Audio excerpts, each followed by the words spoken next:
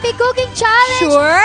Kasama ang Chef Boylet na bunso sa dalawang magkakapatid at iaalay niya ang kanyang pagluluto sa kanyang tatay na pinag-aaral siya sa pamamagitan ng pananahi. So let's all welcome again, Chef Boylet Ian Tapales! Ngayon po, tayo magluluto ng isang simpleng-simple pero masustansyang chop suey. Kailangan lang po natin ihanda ang mga sangkap at kagamitan na kakailanganin natin sa pagluluto nito. Kailangan lang po natin maghaywa ng mga gulay.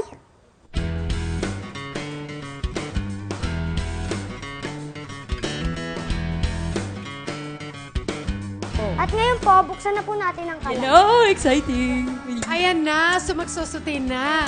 So, ang tawag dito sa mga prepping ay Miss N+. Explain, Tama, Chef. Miss ng Plus, yung mga Lagyan sangkap po na natin ng hinahanda. mantika. Igisa ang sibuyas. At isunod po ang bawang. Meron na akong, para may kapalit na ako pagdating ng panahon. Pag 100 years old na ako. Ilagay po ang atay ng manok. Masarap yan. At lagyan po ng kaunting patis. Doon pong ilagay ang carrots. Doon pong ilagay ang red and green bell pepper. Ayun, bell pepper and green bell pepper. At ang young corn. Ayan na, ang daming colors, ang ganda-ganda. Alam mo, si Aya nagko-concentrate talaga siya. Oh. Naamoy ko na yung linuluto si ni Ian. Ian. Parang Ilagay gusto ko. ang tenga ng daga. Tawag lang ba yun, Chef Boy? Hindi siya totoong tenga ng daga. Ay, Hindi, hindi totoo. naman. Ano yan, nabubuhay yan sa mga bulok na kahoy. Doon siya tumutubo sa mga kahoy. Mushroom. Okay, Oh. go! Lagyan po natin ng konting paminta. Siyempre, yun ang pinaka-ping-ping-ping, di ba, Chef Boy? Paminta. Lagyan din po natin ng konting asin. Yon, siyempre kailangan yan. Okay. Sarap! Naku, kanin na lang ang kulang. O, tawag nila Pechay Baguio. Yan.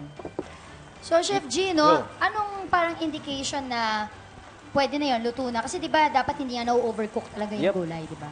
Mapapansin pag medyo yung... Nag-iiba na po yung greens kulay. niya, medyo nag-green na. Nag-burst na yung kulay ng gulay natin. Yun, luto na yun. Half done na siya, pwede na kainin. At lagyan po natin Yung gulay mo ay ang perfect na oyster perfect sauce. para sa akin, Ian. Tignan ko isa, ha? Sige po. Naka. Tapos tumikim ka rin. Ang sarap niya magtimpla. Congratulations! Iyan, okay na. Patay mo na yung stove. Ngayon, anak, At magtuna po tayo ng Yun. Ay, cornstarch. So, kahit sabihin mo Konti-konti marunong lang, mag-slurry, depende kung gaano karaming ang ilalagay Lagyan po niya. natin ito ng slurry cornstarch. Ayun. So, kung ilalagay na lang lahat, di ba, wala hindi nang... pwedeng basta ibubuhos, Oo. di. Oo. Yung word is tansya. Tama yon. Yes. Pwede oh. na po natin patayin ng Hoy, apoy. ito na, Okay, plating kabila. na. Bago po tayo mag-plating, kailangan po natin linisin ang ating lugar na pinaglutuan. Oh. May ganun pang tips. So, in short, clean your station. Yeah, visually, maganda siya tingnan. Naamoy din. Mabango siya. So, I can't wait to try it. Lagyan Yes, po of natin course. ng itlog na pugo at magdurog po tayo ng chicharon. May ganun pa. Ay, may pachicharon pa. Ang sarap naman yan, Ian. Lagi mo na yan Oh. dito sa harapan ko. Ping, ping, ping yan. Okay. Oh, ang ganda! Ang sarap naman yan! At ito na po ang aking nilutong chop suey.